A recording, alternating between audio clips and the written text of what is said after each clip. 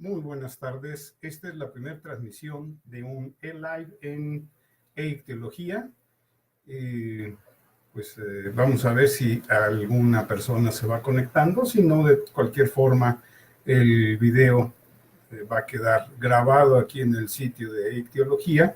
Es la primera transmisión, entonces, pues, evidentemente voy a requerir de su apoyo para que todo aquello que pueda mejorar mejore de alguna manera, ¿sí? El día de hoy vamos a platicar un poquito acerca de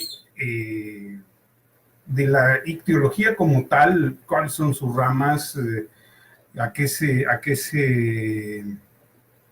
con qué se relaciona, con qué ciencia se relaciona, cuáles son los objetivos de ictiología como tal, ¿sí? Y bueno, lo que vamos también a observar es cuáles son las ideas, los objetivos que persigue este sitio de Facebook de ictiología. Aunque, bueno, evidentemente están marcados en la descripción del grupo como tal, pues sí es como que importante platicarlo, ¿sí? Cuáles son los objetivos que se están persiguiendo y cuáles son los objetivos también que se persiguen con esta serie de transmisiones. Aquí vamos a aclarar qué es la dinámica. Va a haber principalmente dos tipos de videos. Unos, como en este caso, que son videos en vivo, donde vamos a tener una interacción constante, ustedes y yo, de acuerdo al número de personas que se vayan añadiendo, que ahorita, aunque pueden tener ustedes un cierto retraso en la señal, un delay, ahorita van 3 personas unidas en este video. Entonces, uno va a ser esta manera, ¿no? El modelo en vivo, vamos a tener que improvisar algunas cosas, y los otros van a ser videos elaborados. He estado buscando algún editor de video para poder hacerlo yo, pero muchos de los editores de video evidentemente son de paga, ¿no? Y al ser de paga, pues no se puede acceder a todas las herramientas siendo editores de video gratuitos. Ahí es donde vamos a acudir a la gente de Linux, que siempre tiene cosas maravillosas y no hay que estar pagando, ¿no? Las entrevistas generalmente van a ser en vivo. ¿Por qué? Porque va a ser importante que, bueno, aunque yo haya planificado la entrevista y tenga un cierto stock de preguntas para el entrevistado que nos acompañe en algún momento, también va a ser importante que ustedes puedan interactuar con el entrevistado, ¿sí? Solamente cuando a él se le complique venir aquí al laboratorio en donde estamos haciendo este proyecto, es el laboratorio de cómputo del posgrado en Ciencias Biológicas de la Facultad de Ciencias de la UNAM. Entonces se hará un video. Esto evidentemente pues le va a restar un poquito de este dinamismo que yo quisiera tener en las entrevistas. Los videos que se van a realizar, que ya van a estar grabados y se van a subir y no va a haber esta interacción, ahí pues vamos a hablar de algunos temas, vamos a platicar de temas que necesariamente requieran de imágenes para que a ustedes les quede más claro de lo que estamos hablando. Sí, entonces básicamente esa va a ser la dinámica. Ahorita estoy todavía ajustando si estos videos van a ser de forma semanal o de forma quincenal, porque también, bueno, creo que la hora que elegí, bueno, es la hora de la comida de muchos. Yo me la estoy brincando, no importa. Digo, cuando algo te apasiona, muchas veces no te importa dejar de comer.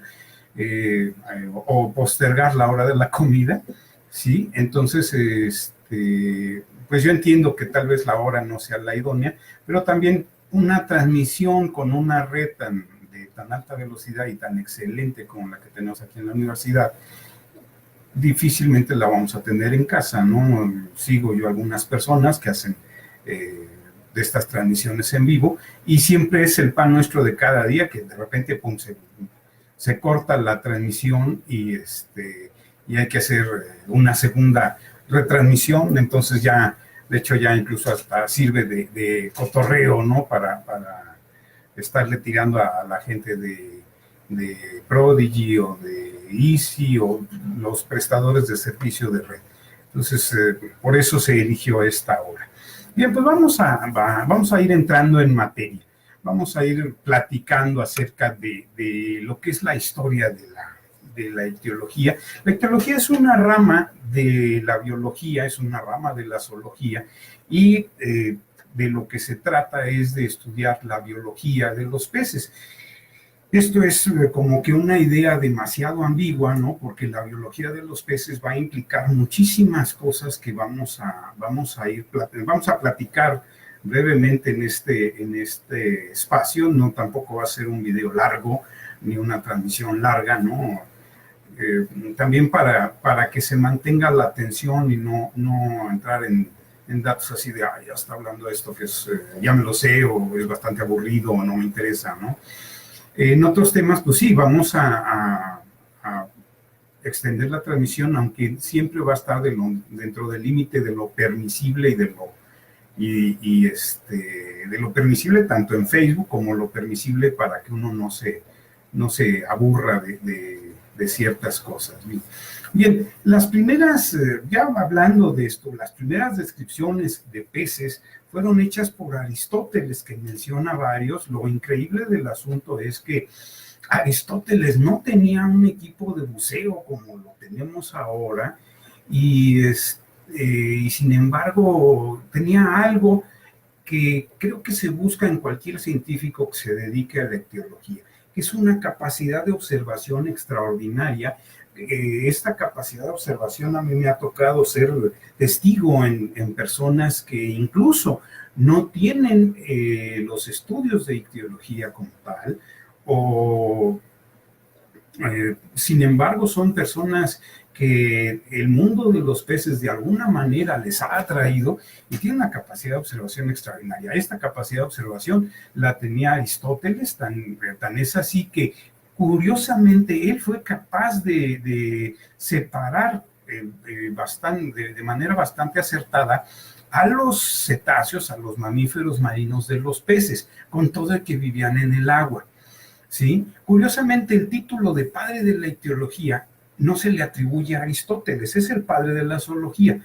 Y la ictiología, recordemos que es una rama de la zoología, pero el título de padre de la ictiología se le va a atribuir a Peter Artedi.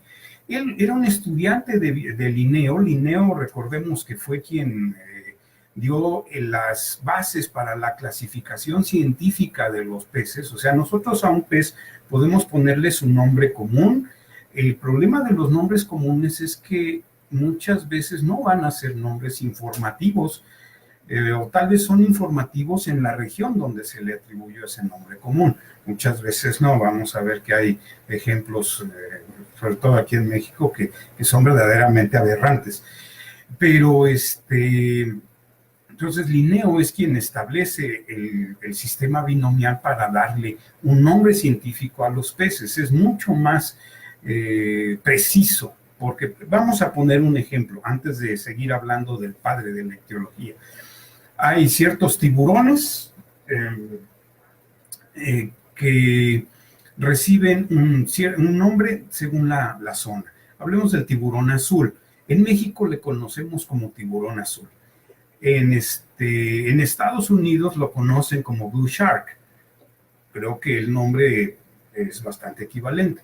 Pero, por ejemplo, en España, al tiburón azul muchas veces se le conoce como tintorera, que en México la tintorera es otra especie de tiburón. Entonces, si a un español tú le dices, vi una tintorera, él va a pensar en un tiburón azul, no en un tiburón tigre. En cambio, si a un español, y sobre todo si es un científico, tú le dices, vi un Prionace glauca, él va a pensar inmediatamente en el blue shark, en el tiburón azul o en la tintorera de los españoles. Entonces, esta es la acción tan enorme que hizo Linneo a la sistemática a la sistemática, que es la ciencia que se dedica a estudiar a los peces. Entonces volvemos con Peter Artedi. Él es un estudiante de Linneo, bueno, aprendió esta sistemática de Linneo, este sistema binomial, e identifica 5 órdenes de peces, pero aquí viene el primer absurdo. Digo, no estamos exentos, somos humanos y somos susceptibles de cometer un error. Él incluye aquí a los cetáceos, que los cetáceos pues, son mamíferos. Curiosamente Aristóteles sí los separó bien, en cambio él incluye aquí a los cetáceos y bueno, los divide en géneros. Ahora, la historia así casi medio trágica de Artedi es que se ahoga accidentalmente en un canal en Ámsterdam y Linneo es el que publica sus manuscritos de forma póstuma, ¿sí? Entonces, Linneo publica sus manuscritos de forma póstuma y hasta ahí se queda esta idea. Posteriormente fueron surgiendo una serie de científicos, de zoólogos, especialistas. Bueno, en ese tiempo no se conocía, hasta el siglo XIX, no se conocía la palabra o el término para la persona que se dedica a estudiar la vida como biólogo. Se le conocía como naturalista o filósofo, ¿sí? De hecho, Isaac Newton, que era un científico, era físico, podríamos llamarle físico, pero en realidad era un filósofo natural. Charles Darwin era un filósofo natural, un naturalista. Entonces, surgen una serie de naturalistas que ya no voy a mencionar esto no es una clase de historia, es una clase es más o menos ubicar a la ictiología como tal, hablar del que consideran su fundador, y posteriormente vamos a platicar de ellos ya de acuerdo a los temas que se vayan planteando, ¿no? Bien, entonces les digo, eran naturalistas que se van dedicando, hacen una magnífica descripción de la fauna íctica de los distintos países, y ahí también tenemos errores, y de esos errores, curiosamente, esto da material para la ciencia de la ictiología. Ahorita vamos a abundar un poquito en torno a esto, ¿no? Porque, por ejemplo, Ernest Haeckel, que era un naturalista también, todavía no se consideraba el término de biólogo, este término se acuña mucho más tarde. Ernest Haeckel empieza a estudiar peces, entre ellos peces de agua dulce, una familia, la conocida familia cíclide, que de manera personal para mí es apasionante por la gran diversidad y la gran cantidad de nichos ecológicos que explotan. Pero a Haeckel estudió perfectamente los cíclidos africanos, los cíclidos, los pocos cíclidos asiáticos que hay. Y en cuanto a los cíclidos americanos, se le ocurre la pifia, el error de decir, esos todos que pertenezcan al género Cyclasoma. Eso, pues, así como que, bueno, pues, es como cuando ordenamos la ropa, ¿no? ¿Esto dónde lo guardo? Pues lo acomodo ahí amontonado. Y no es el caso. Entonces, ahorita, sin embargo, esto nos dio material para ahorita estar trabajando cosas bien interesantes en sistemática y taxonomía. Voy a explicar un poquito la diferencia, un poquito más adelante. La sistemática y taxonomía de los cíclidos, sobre todo de los cíclidos americanos.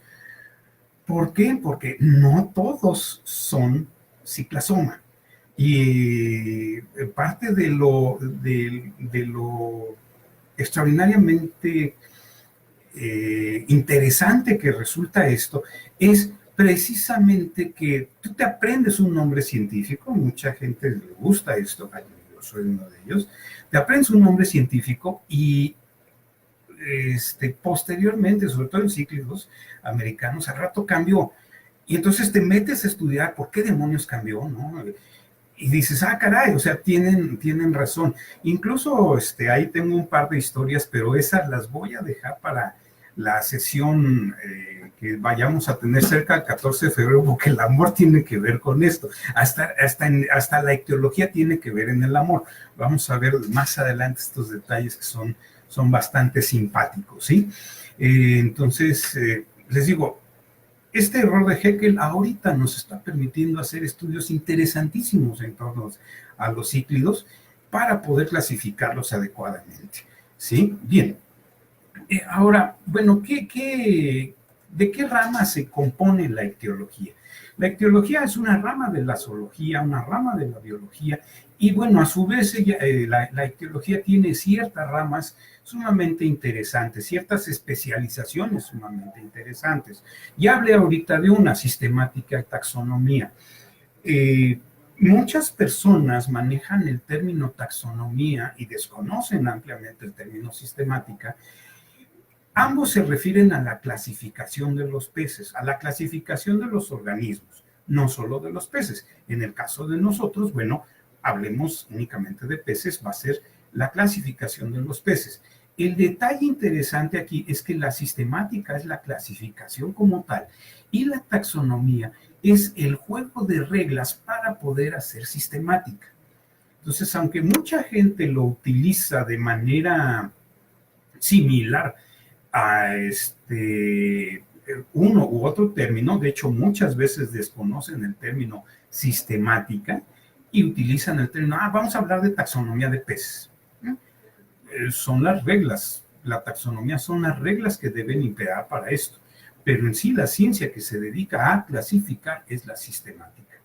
Esta rama de la ictiología es muy interesante y es sumamente prolífica porque cada año, y de hecho los que son seguidores del sitio de ictiología lo podrán constatar, de repente yo subo, cuando me encuentro artículos por ahí o en otros sitios de Facebook que tienen cuestiones de ictiología, me encuentro artículos de que ya encontraron una nueva especie.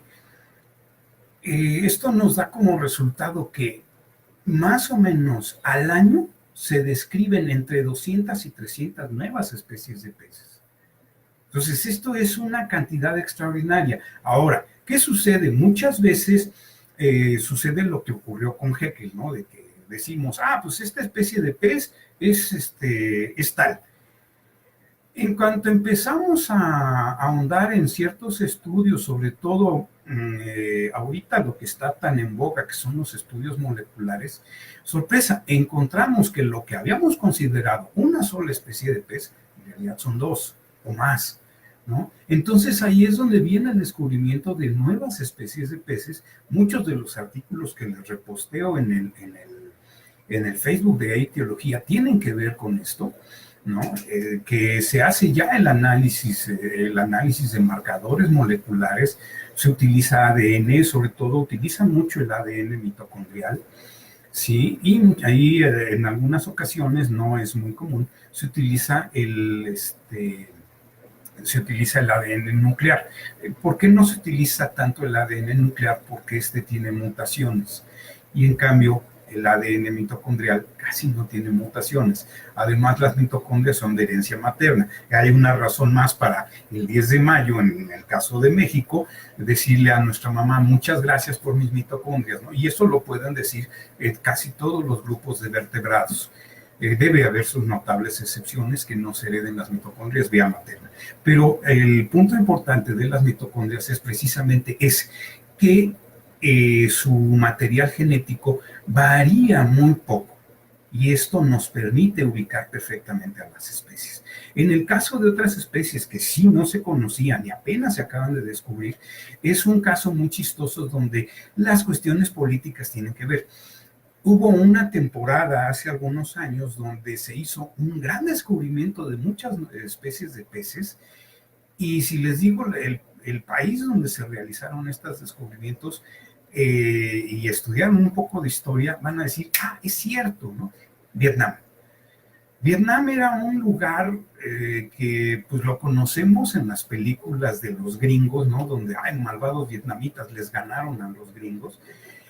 Pero la realidad es que este problema que surgió hace ya tantos años, alejó de manera muy tajante a todos los investigadores de esa zona. Ahorita que ya se ha tranquilizado toda esta situación de esa guerra tan terrible para los norteamericanos, ¿no? Y también para el pueblo vietnamita, ya han ido investigadores allá y lo increíble es que no solo peces, o sea, algo tan grande como un antílope se acaba de descubrir hace unos 5 años allá en Vietnam. O sea, un antílope y apenas se va encontrando esta especie. Entonces, muchas veces son países que tienen alguna condición social conflictiva, lo cual aleja a los investigadores y de repente llegan y, sorpresa, aquí tenemos nuevas especies. Entonces, esa rama de la ictiología es interesante y es sumamente prolífica. Otra de las ramas que también, de hecho, hay algunas personas aquí que he invitado a que sigan este sitio de ictiología, es el de la conservación. Esta rama pudiéramos llamarlo rama de la ictiología, bueno, es un punto de interacción de la ictiología con, por ejemplo, la ecología. Y aquí es donde se viene mucho lo que es la biología pesquera y la acuacultura. Todo esto tiene que ver con la conservación. Tenemos que conservar ciertos ambientes porque muchas especies de peces son importantes y necesarias para determinadas funciones. ¿Cuáles? Pues, por ejemplo, algunas especies de peces comen larvas de mosquito y de esa manera impiden que, por ejemplo, proliferen enfermedades como Zika, chikungunya y otro paludismo, gracias a que el mosquito es el vector de estas enfermedades. Entonces, esto sirve para proteger muchas veces a las especies. Lo malo es que también ha causado muchas veces introducciones de especies que no son nativas de un lugar a otros lugares. Vamos a poner un ejemplo. Los guppies, pues sí, Pecilia reticulata, estos peces de acuario tan conocidos y famosos. Actualmente los tenemos casi en todo el continente americano. ¿Por qué? Porque dijeron, es que comen larvas de mosquito, padrísimo. Los introducimos en las zonas donde hay mosquitos que pueden transmitir la fiebre amarilla, el paludismo, etcétera, etcétera. Sí, estás introduciendo una especie que no es del lugar. Entonces, ni va a tener depredadores, va a traer enfermedades nuevas que no tienen los peces de la zona donde los introdujiste y además muchas veces el carácter es muy fuerte. Ahorita en México es ampliamente conocido el tema de 2 especies, lo que es el Plecostomus, el pez que limpia las peceras, que se ha liberado a lo largo y ancho de todo el país, y ya donde se echan las redes se saca Plecostomus, se ha adaptado, se ha reproducido, y sorpresa, aquí no tiene depredadores naturales. Entonces también la conservación va en ese sentido, impedir esta introducción de especies. Y la otra, que es el pez león, Pterois volitans, básicamente esa especie, que es una especie propia de la gran barrera de coral australiana, y ahora la tenemos distribuida en lo que es el Caribe, parte del Golfo de México y toda esta zona. El problema es que no tiene depredadores naturales tampoco y es una especie ampliamente depredadora. Incluso actualmente hay programas que buscan erradicar este animal capturándolo, ¿no? Bien, entonces esa es otra rama, la de las pesquerías y la conservación. Más adelante, en alguna otra sesión de live, platicaremos acerca de las pesquerías y cuál es la situación que están viviendo actualmente. Dentro de la acuacultura, vamos a tener lo que es la acuariofilia y la producción de especies comerciales. Las especies comerciales son las que sirven para consumo humano. La acuariofilia pues ha tenido un arraigo enorme, ¿no? Y de hecho solita la acuariofilia como tal se va a merecer un video porque si habláramos ahorita de acuariofilia nos llevamos pero muchísimo tiempo para todo esto. Sí, también otra de las ramas de la ictiología serían la fisiología y la bioquímica. Hay que conocer la fisiología y bioquímica de algunas especies. También muy cercano al 14 de febrero voy a hablar de un pez que utilizamos mucho para los regalos de 14 de febrero, que es el pez beta, y cuáles son sus adaptaciones fisiológicas.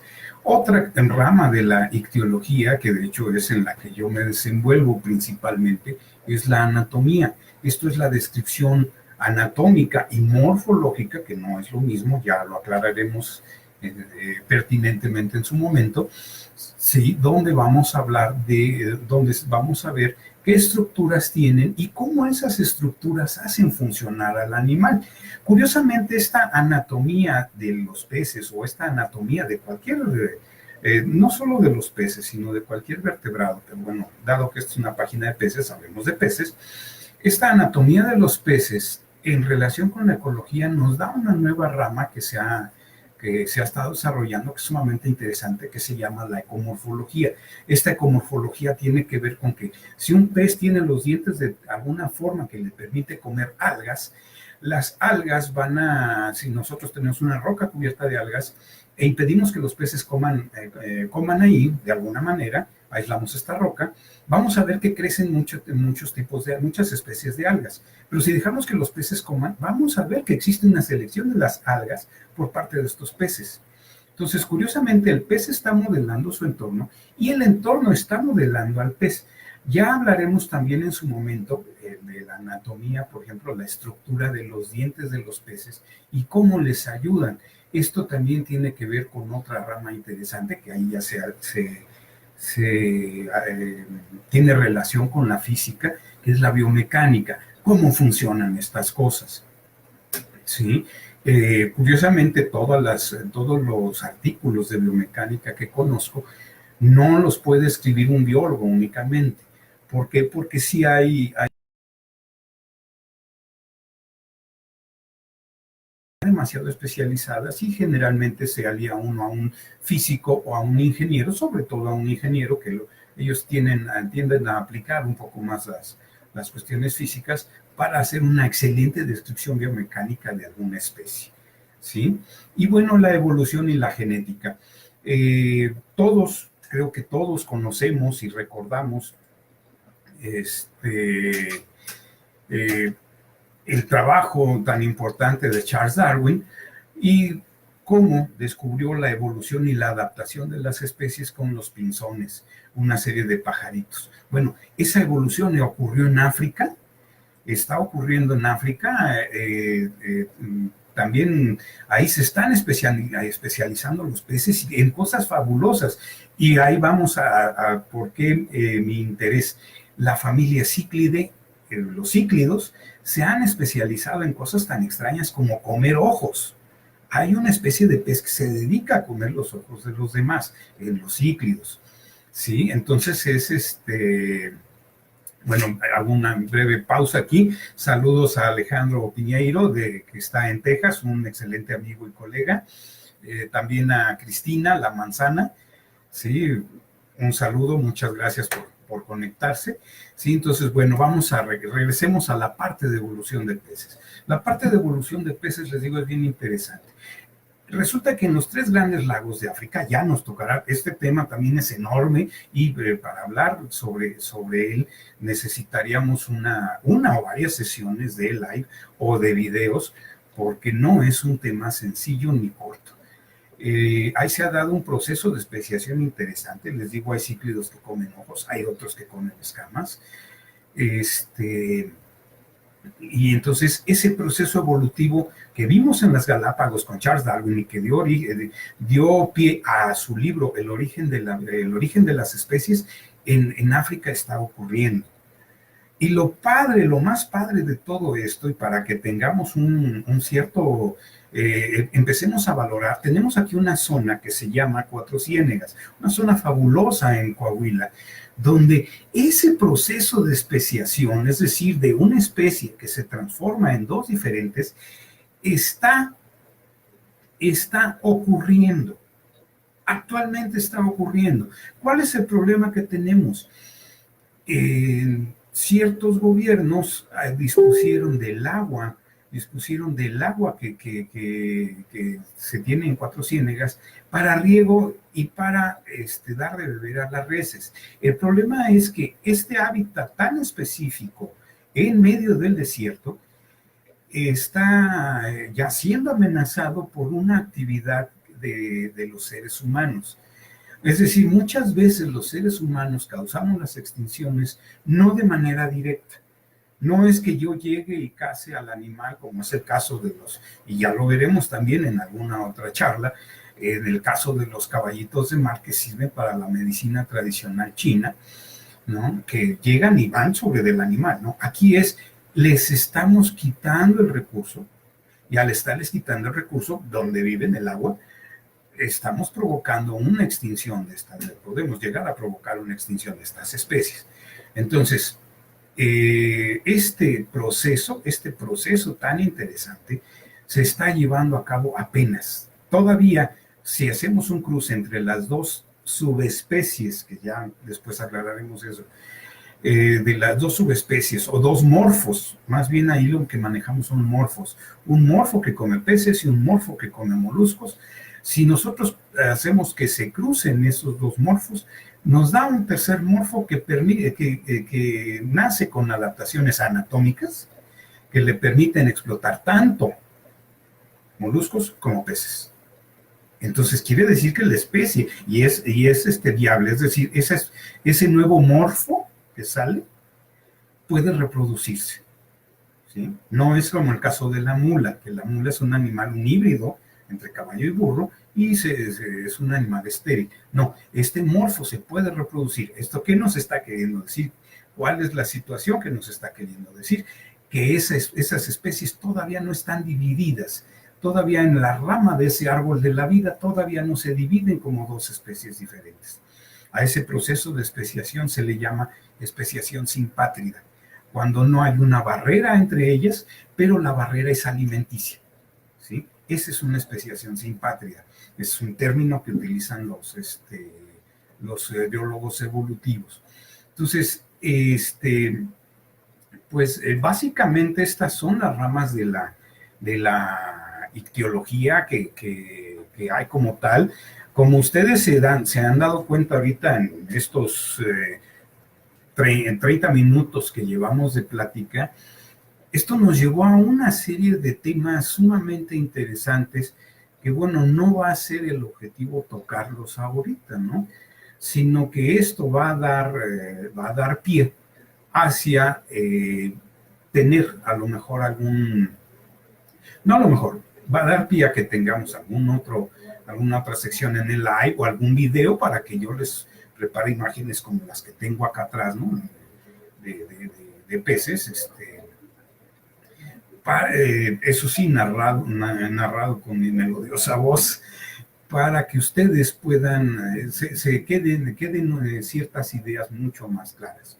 Si en Linux descubro algún editor muy bueno de video que me permita sobre todo subirlo a Facebook, porque encontré uno, pero el archivo resultante no puede subirse a Facebook. Entonces, si encuentro uno que me permita hacer una edición y que esto tenga mayor presentación que lo que estamos teniendo ahorita, pues bueno, lo vamos a hacer, ¿sí? Entonces, como ustedes se dan cuenta, la ictiología es un área de especialización de la biología muy rica, que permite tener una gran cantidad de ramas, de especializaciones, y cada una de ellas, incluso como cada una per se, nos dan material para temas sumamente interesantes. Tengo la fortuna de conocer personas que se han dedicado a alguna de estas ramas de manera muy exitosa, ¿no? Bueno, Clara Calatayud, por ahí, ella hace cuestiones de conservación en especies marinas. Cristina Ramírez tiene unos estudios extraordinarios de anatomía del sistema nervioso de las lasmobranquios, bueno, de rayas sobre todo. Juan Jacobo Schmieder es un investigador del Colegio de la Frontera Sur, del campus Chetumal. Él en cuestiones de sistemática es extraordinario. El doctor Abraham Kovalkovsky, que es un tratado de anatomía con patas, y no solo de peces, sino de casi cualquier vertebrado. Gavino de la Rosa, que él se dedica a una familia de peces que en México tenemos olvidada y que desgraciadamente se encuentra en peligro de extinción, que es la familia de los godeidos. Gavino a lo que se dedica principalmente es a los estudios de biología reproductiva de estas especies. Y aquí hay un dato interesante. Hay veces que somos un poco, le llamamos malinchistas, ¿no? Aunque el término a mí realmente no me gusta mucho. Muchas veces, sobre todo cuando estamos hablando de acuarismo, tenemos especies en acuario, especies sudamericanas, especies africanas, y las especies mexicanas las ignoramos. Curiosamente, esta familia de peces, que es bien importante, vamos a ver, en algún momento vamos a tener un segmento de estos dedicado exclusivamente a los godeidos. Vamos a ver de en dónde radica su importancia. Son adaptaciones fisiológicas, anatómicas interesantísimas, ¿no? Y que no existen en ningún otro lugar del mundo. Lo horrible del asunto, lo curioso del asunto es que quienes se dedican a tener criaderos y estos animales como mascotas no son mexicanos, son principalmente españoles, alemanes y norteamericanos. Como que a ellos les cayó perfectamente el 20 de, oye, esta especie, esta familia de peces hace cosas interesantísimas, ¿sí? O tiene adaptaciones interesantísimas, y son los que tienen colecciones vivas. Tengo por aquí un póster que ya en los comentarios de este video les voy a poner una serie de fotografías, ¿sí?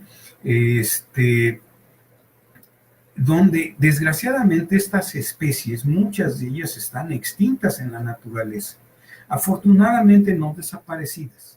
¿Por qué? Porque muchos de estos aficionados externos no son ictiólogos formalmente, pero son personas que llevan la afición del acuarismo a un grado extremo. Tienen estas especies conservadas en sus acuarios. Entonces ahí tenemos un stock genético de estas especies, ¿sí? Entonces, como ustedes se dan cuenta, la ictiología es muy vasta. Querer o pretender hablar en un solo espacio como este de lo que es la ictiología, pues resulta insuficiente. Entonces, creo que y aquí ya para ir tomando ya el camino de despedirnos de esta conexión en vivo, es un poquito, este fue el objetivo del Facebook de ictiología. ¿Por qué un Facebook? ¿Por qué trabajar con Facebook y no hacer un sitio web? Curiosamente, en la actualidad, y gente que se dedica a negocios, me lo han comentado y es bien curioso, Facebook tiene un impacto mucho mayor y a nivel más grande que un sitio web. Un sitio web solo si haces una búsqueda. Facebook muchas veces tiene este impacto mucho mayor, que de repente te encuentras por ahí algo y, ay, mira, te llama la atención, te interesas, te metes y ya. En cambio, de la otra forma, hacer un sitio web con este tipo de videos, de charlas, de información que es muy rica y que hay muchos sitios, de hecho, estaríamos dependiendo únicamente de la gente que haga la búsqueda específica de eso. En cambio, Facebook tiene la facilidad de que podemos llegar a un público mucho más amplio.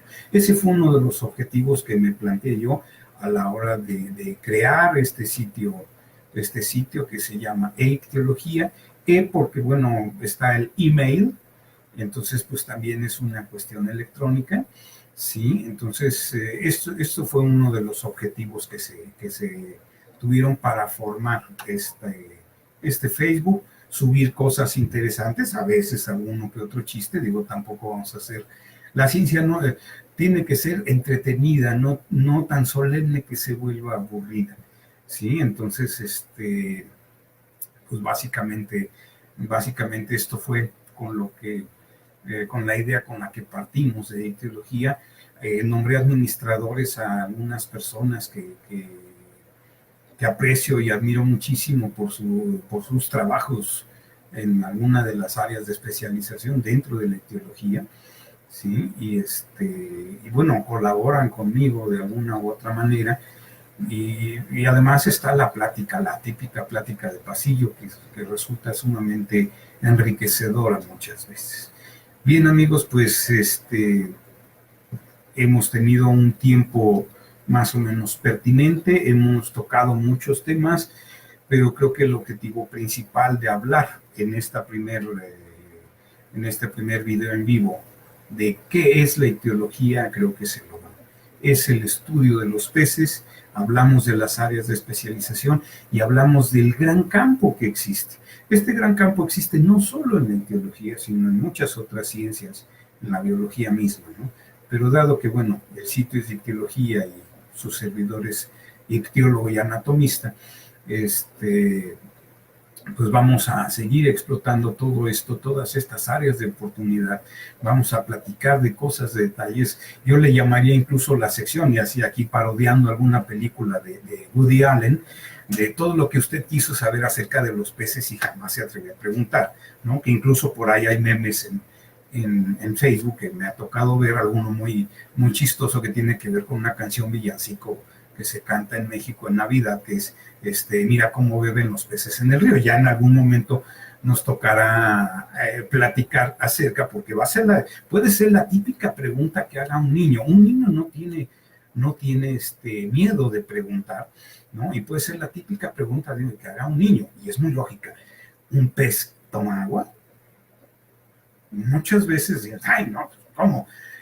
La respuesta más absurda que se le puede dar a la curiosidad de un niño es, vete chamaco, vete por allá con tus preguntas. No, más bien es documentarse y empezar a ver. Eso es un poquito el objetivo de esto.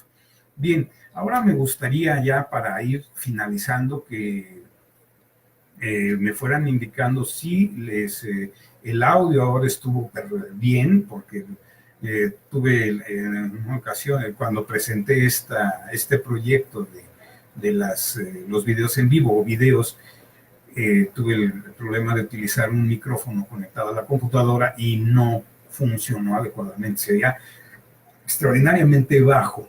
Entonces sí me gustaría que las 6 personas que están conectadas me digan si ahorita el audio funcionó bien, si tienen algún tema de interés y si tienen alguna preferencia si este tipo de charlas sean semanales o quincenales.